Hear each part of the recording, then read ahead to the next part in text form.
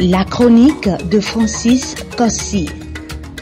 La chronique de Francis Cossy sur l'évolution du monde.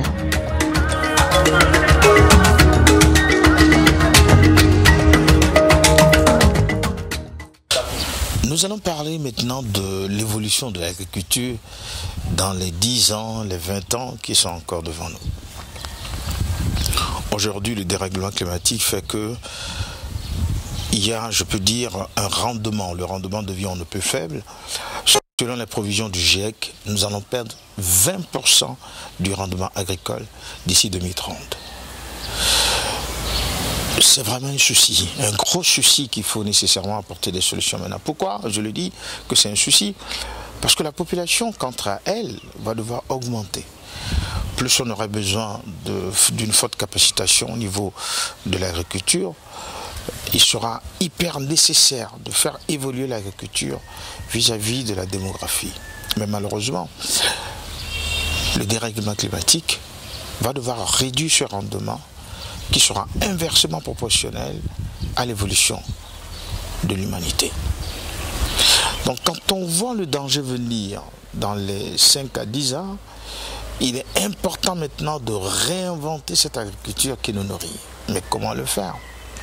C'est l'une des questions primordiales à laquelle il faut que l'humanité puisse se poser et voir comment nous pouvons renforcer ce secteur hyper important d'ailleurs qui conditionne notre vie sur Terre. Parce que sans l'agriculture, nous ne pouvons pas nous nourrir. Donc s'il n'y a pas de nourriture, donc c'est la faim, c'est la mort. Donc il faut nécessairement qu'on continue cette agriculture nécessairement dans toutes les conditionnalités.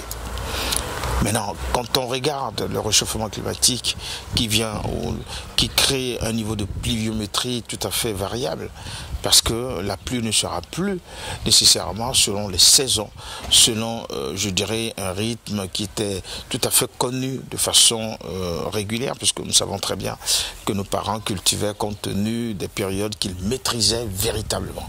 Mais aujourd'hui, ce n'est plus une question de maîtrise, c'est plutôt le climat qui s'impose avec sa variété, avec des changements climatiques inopinés. Donc pour cette raison, il nous faut, comme je l'ai dit, développer des technologies préventives, des technologies aussi qui doivent permettre tout simplement de détecter les variations climatiques et de pouvoir les injecter rapidement dans un modèle, dans un algorithme numérique capable aujourd'hui de pouvoir justement avertir la population ou bien les institutions spécialisées pour repenser réellement les cultures.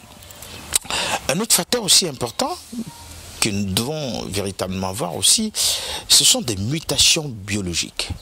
C'est de voir pour que ces plantes puissent résister au dérèglement climatique, il faut nécessairement rentrer dans, je dirais, dans l'ADN, même dans la constitution biologique de ces plantes, et de voir qu'est-ce que nous pouvons faire, quelles sont les mutations au niveau des gènes que nous pouvons rapidement voir ensemble pour que nos plantes deviennent de plus en plus résilientes et que nos plantes aussi puissent véritablement traverser la flèche du temps.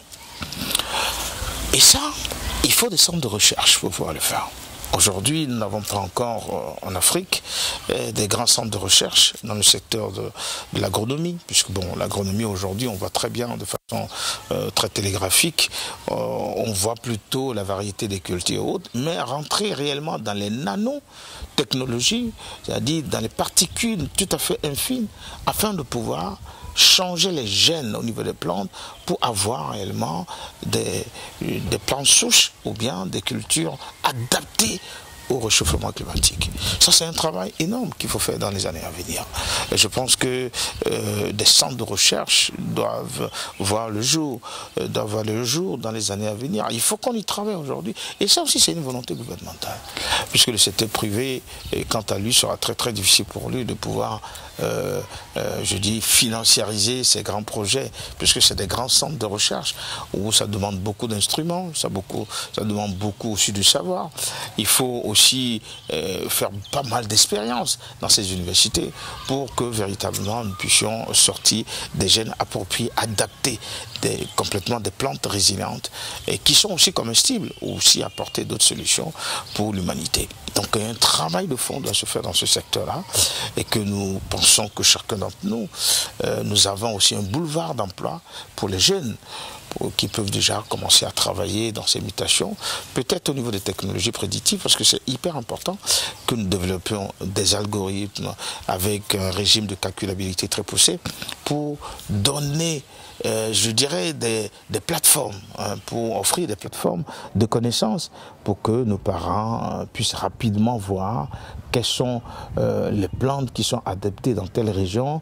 Est-ce que ce terrain est propice à l'haricot ou bien la tomate ou bien la carotte? Donc ça va être véritablement une industrialisation ou bien une agriculture industrielle mais numérique ou bien computérisée, et c'est cette assistante d'ailleurs du numérique qui pourra permettre véritablement de continuer à nourrir cette population grandissante. La chronique de Francis Cossy. La chronique de Francis Cossy sur l'évolution du monde.